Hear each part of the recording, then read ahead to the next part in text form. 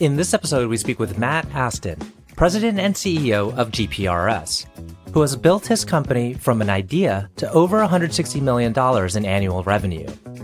GPRS, or Ground Penetrating Radar Systems, is the nation's largest company specializing in the detection of underground utilities, video pipe inspection, and the scanning of concrete structures. Matt founded GPRS in 2001, and the company has grown to be a great success in its market. Its 99.8% plus accuracy rating on over 250,000 projects leads the industry. The company has worked on some of the largest and most significant construction projects in the country. GPRS is backed by CIVC Partners. I'm your host, RJ Lumba. We hope you enjoy the show. If you like the episode, click to subscribe.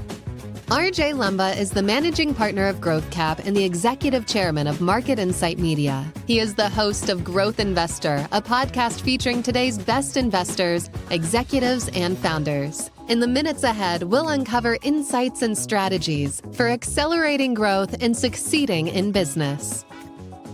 Matt, thank you so much for taking the time to chat with us today. It's a delight to be with you. Yeah, I'm glad to be with you as well. Thank you for the opportunity. Excited to chat and hear about your journey. You're a big company now, several hundred people, doing extremely well in your particular niche and expertise. Maybe what we could do is first kick off with, for the benefit of our audience, what GPRS does. Yeah, so just one thing before I tell you, we don't like to be referred to as a big company. Okay. But we like to be referred to as the biggest small company that you can be. That's just part of our culture. Yeah, we have almost 800 people now, but we do not want to operate as a big company. We just don't like the red tape and the bureaucracy and the inefficiency that comes with that. So we like to think of ourselves as a much bigger, small company. That's just an important piece of who we are. So excellent. Got it. But yeah, relative to what we do, GPRS, we really serve the construction industry, construction and facilities. Now with a few different services. Our core business, really how we got started, was anytime that a construction company has to dig or cut in concrete or drill through concrete, we'll use radar to help them image whatever is below the surface, whether it be underground utilities or reinforcing steel or electrical conduits within concrete. That's about 70% of our business. And then over the last few years, we've added on a few more services, such as video pipe inspection, where we can run a camera, through a sewer line and help our customer, see what's inside that pipe and areas that may need attention for repair or defects or cross bores if the pipe has been drilled through at any point. That's one of our new service lines. The others are leak detection, where we can work with facilities or contractors to look at an underground water system and pinpoint the location of leaks that are leading to a lot of dollars lost and certainly water loss that can also damage the subsurface. Oftentimes it can't be seen until it's a real problem. Mm-hmm. And then lastly, laser scanning. So 3D laser scanning, where a lot of our work is focused on the underground, and laser focuses on what's above ground and can put all that into a three-dimensional model, for our customers to view and with precise accuracy. And this underground scanning that you perform, is that through proprietary technology? No, we have not developed the technology. We use a few different manufacturers of the equipment. And what we've developed, what is proprietary, is our own process. But anybody could go buy the equipment that we're using. We've just been able to build a process that's worked well for us. And now we're doing 12,000 jobs a month or so across the country, following that process that we've developed over the last 20 years. And how did you get into this? And I'll go back, this is probably going back over 2 decades, but how did you first get into this business? Yeah, so it's a good story. I went to college for corporate finance, and I was a financial analyst for Dana Commercial Credit, which was a wholly owned subsidiary of Dana Corporation. And I just realized that at 24 years old, I realized that the corporate world was not for me. I didn't want to be part of that big company. And ever since I was a small child, my dad had his own business, and it was concrete cutting. So I remember him coming home when I was a small kid, and he'd be dirty. I mean, he was out on site, yeah, having cut concrete all day, and his business grew, and yeah, they got to the point where they had over 100 trucks in the field, and he grew the business. And I talked to him when I was at Dana. I talked to him about coming into business with him. And at first he said, Matt, that'd be great. I'd love to have you come work with me. But then about a week later, he came back to me and said, I think this is wrong. I think you should really do something on your own. And I was a little irritated at first, but it was one of the biggest favors that he ever did for me. It was kind of pushed me to do something on my own. And I talked to him. He gave me some ideas. He gave me a magazine, and in that magazine, there was an advertisement for this ground penetrating radar. And I knew we could build a business off that. As I helped on his concrete cutting jobs when I was younger, it seemed inevitable that if we were cutting concrete, we were going to cut through electrical or something else that was not planned, that was not foreseen, and it always caused chaos on the job site. There would be emergency repairs and shutdowns, and remembering some of those events, thought, okay, if we can help solve this problem here, we could create a really good business out of this. Hmm. And so has your dad kind of served as a coach along the way, particularly in those early years as you were trying to like think through how to set up the business and get going? The best coach anybody could ask for. One of the things that he did really well was he let me make mistakes. He was ready and willing to give advice whenever I went to him. But if I didn't, he would let me go on my path. And even if he didn't like the path that it looked like I was going on, yeah, that was some of the best lessons learned. You know. Hmm. Now, if we had to look at the span of time in which you've been operating and growing the business, like what points would you make about the ability to succeed over time? What do you think is critical in order to survive the entrepreneurial journey? Not only survive, but thrive. Yeah, the first one, it's really obvious. When things get difficult, most people quit. And that's the first thing is you've got to find a way to plow through those difficult phases where, the phone's not ringing. I remember there were a few times in the early years where I'd call my wife and say, "Hey, can you just call my phone? Because it's not ringing right now. I think something's wrong with it." And sure enough, she'd call and it'd ring. So, but the second thing that's really been important to me is you've got to build a great team around you. Any one individual is only capable of so much. And as you look to build anything, if you can have some highly capable people that you can really trust and bring them together and be unified in pursuit of a vision or a goal, that's where the magic really happens. That's what happened to GPRS. I did everything that you're not supposed to do. I hired my friends. I gave them extreme autonomy, and they moved different cities around the country, and it worked. But I trusted them. I knew that I could move somebody 1,000 or 2,000 miles away, and I wasn't going to be there to oversee them. I would certainly call, and I would occasionally visit, but I couldn't. I was building the business here in this area, and where I'm from, Toledo, Ohio, and we had somebody in Phoenix or Dallas. I would go down and visit occasionally, but I wasn't going to be there every day to help them build the business. So I found people I could really trust. They were people I knew, and that worked. And they had incentive to grow. Looking back, I never had the vision for what GPRS was going to be today. Hmm.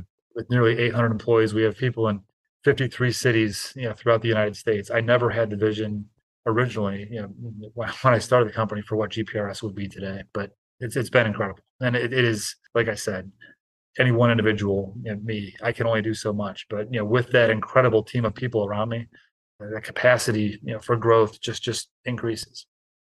How much does economic incentive play into kind of one's ability to really focus on growth? Like, for example, when you gave autonomy to the folks you really trust to go to other regions and expand, How important was setting up the right incentive structure?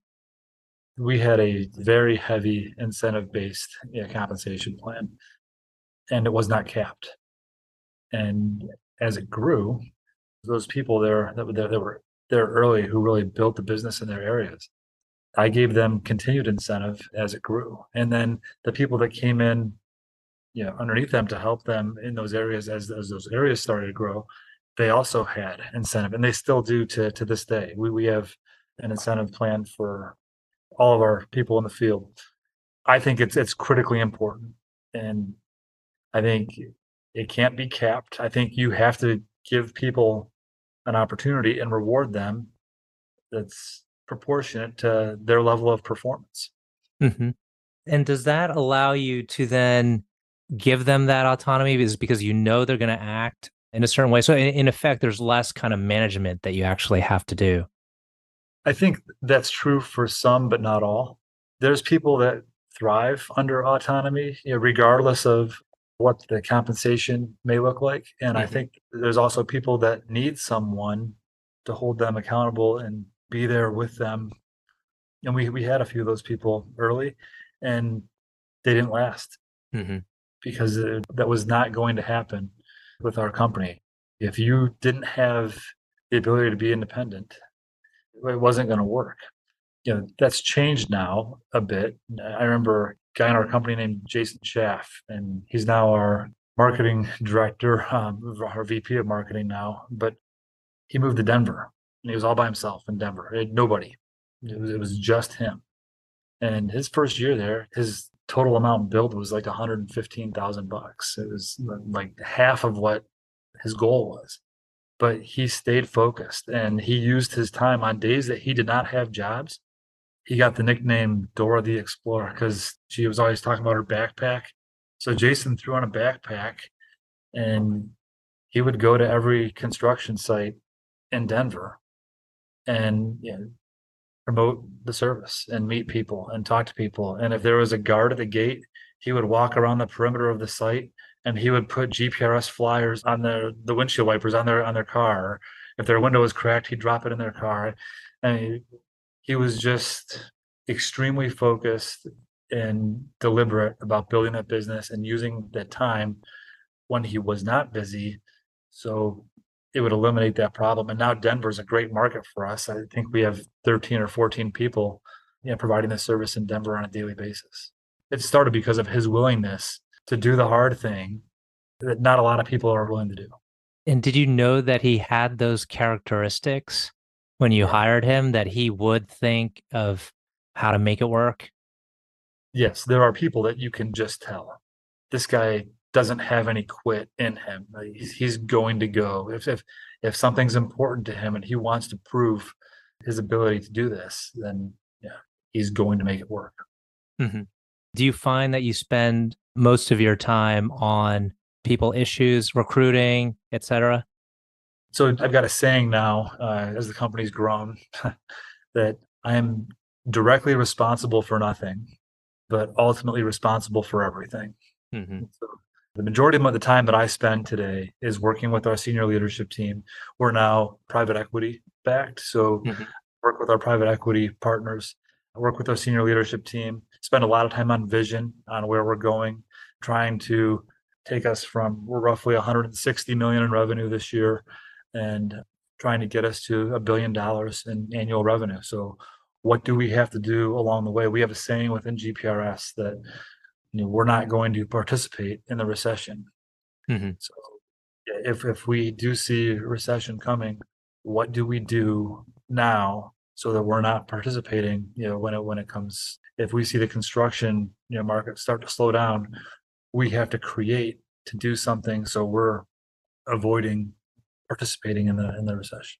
Did you ever think when you were starting the business, did you aim for it to be hundreds of millions of dollars in revenue? No, I remember standing with my father-in-law. I was helping him move, and we just finished unloading a U-Haul, and he asked me what I thought GPRS could be. And this is probably 2002 or 2003. We started in 2001. And I said, man, if we could have somebody in Toledo, somebody in Cleveland, Columbus, Cincinnati, maybe Chicago. And if each one of those guys were doing like 200 to 300,000 a year, we'd be over $1 million a year in revenue. Yeah. And that'd be a really great business. And fortunately, we've just been blessed. Again, with the people who've come into this company who've been part of our team. We've been blessed far beyond that. But no, And, the vision was not there early.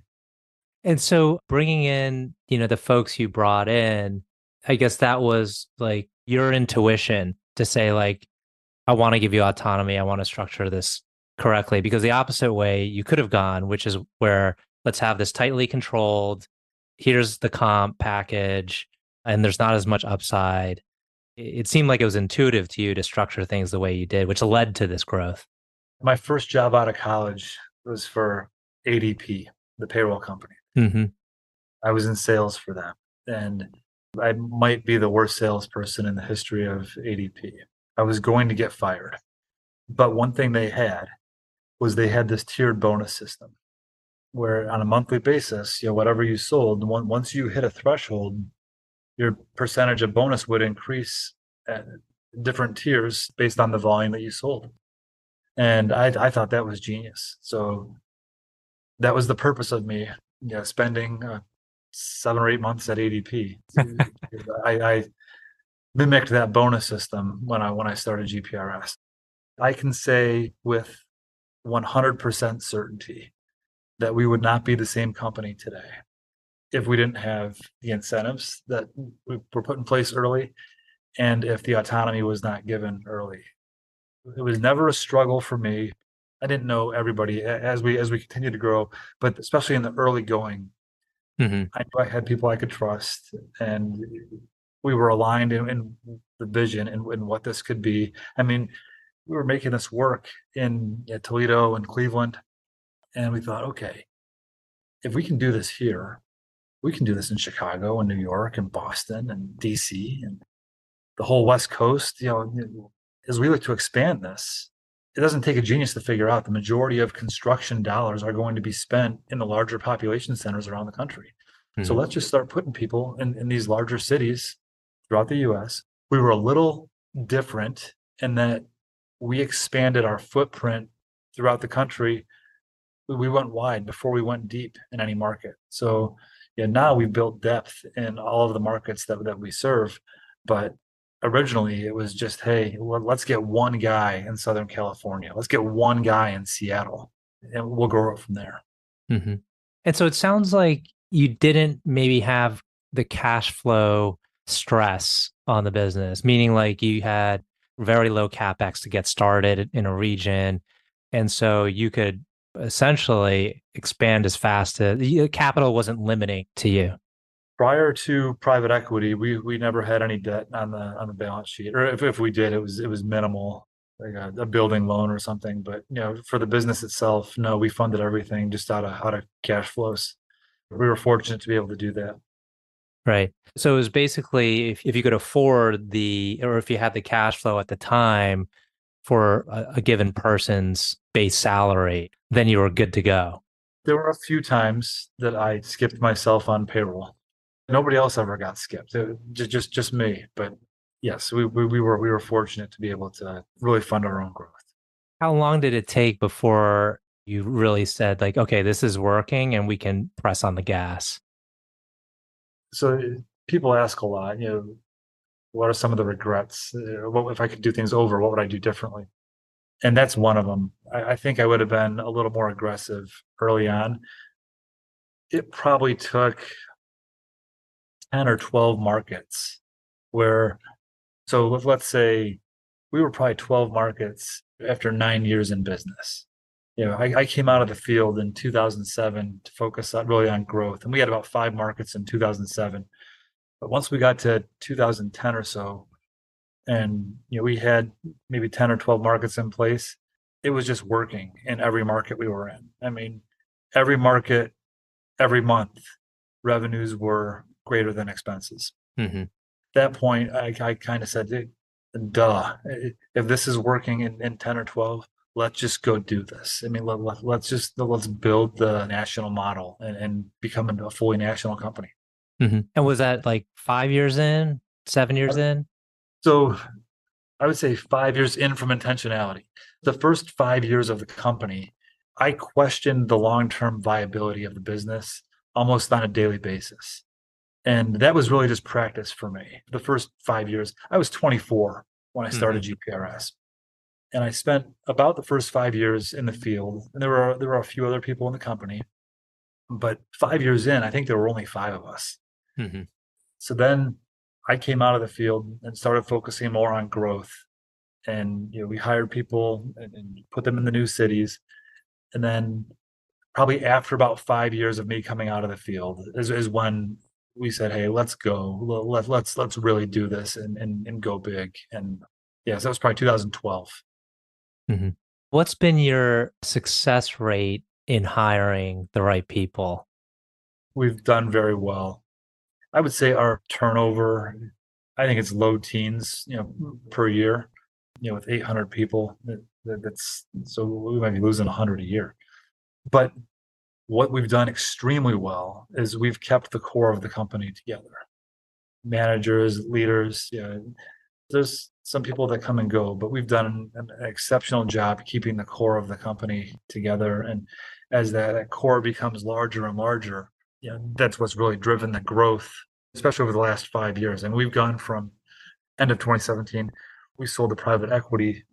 We were about 40 million in revenue. So from the end of 2017 to here we are today, end of 2023, we've gone 4 times growth in the last 6 years.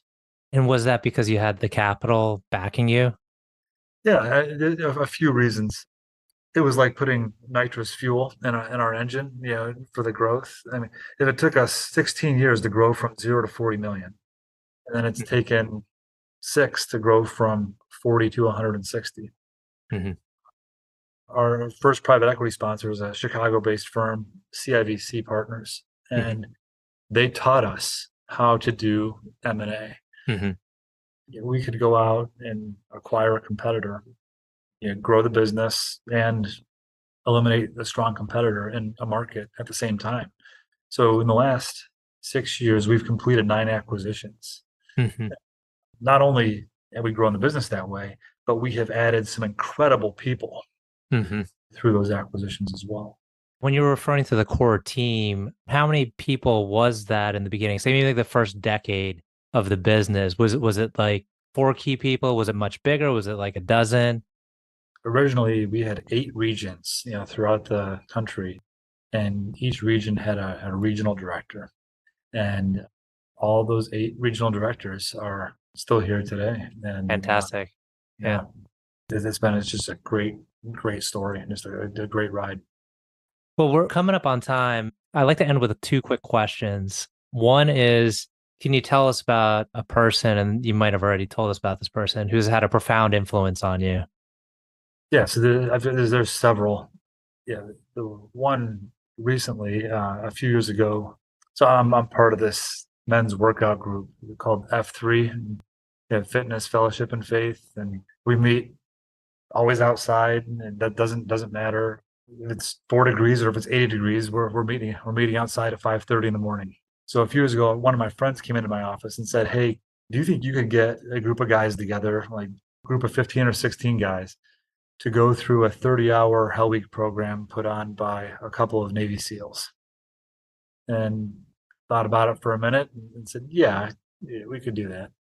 So we did. This was in 2019. So we went through the 30-hour program, and I had not met the 2 SEALs before, but one of those was Commander Mark McGinnis.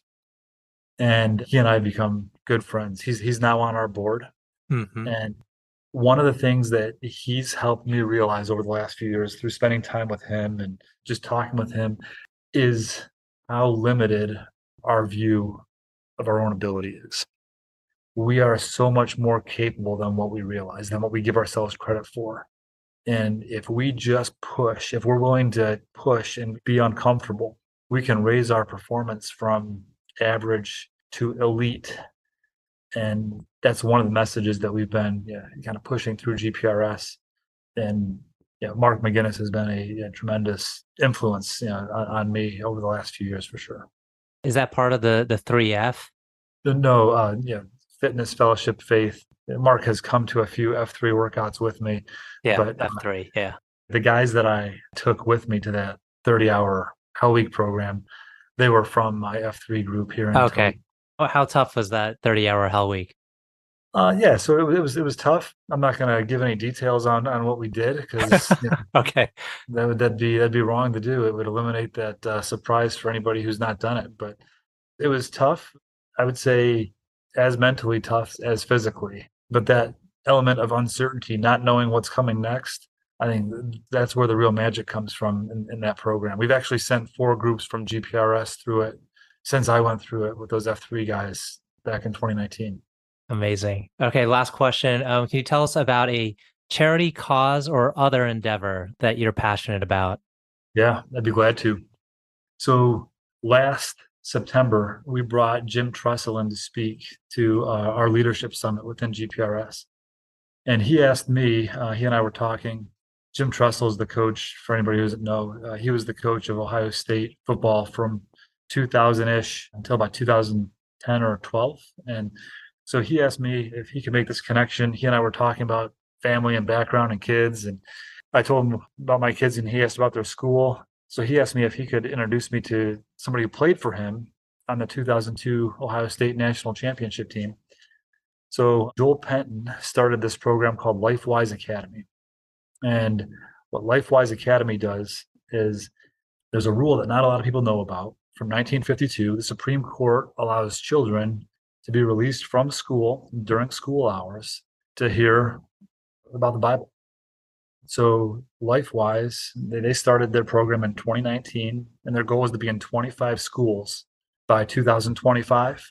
And that's what they do. They teach the Bible to public school students during school hours. It's got to be privately funded. It's got to be held off school grounds, and the parents have to sign off on a release form.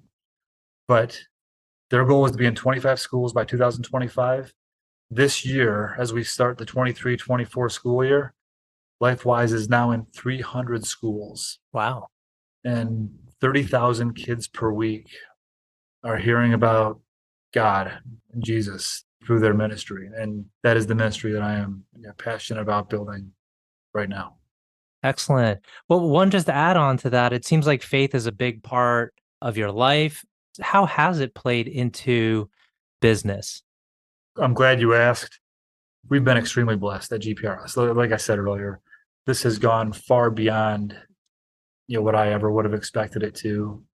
And so you think about why, why does that happen? And I know that it's not just for the enrichment of the Aston family. Mm-hmm. So I think there's a bigger purpose there. And I think that I've been given an opportunity, a platform to live out that example that we're called to in 1 Peter. 1 Peter 2:21, that's the verse that I tend to live by. Because Christ suffered for you, that you should follow it as an example in his steps.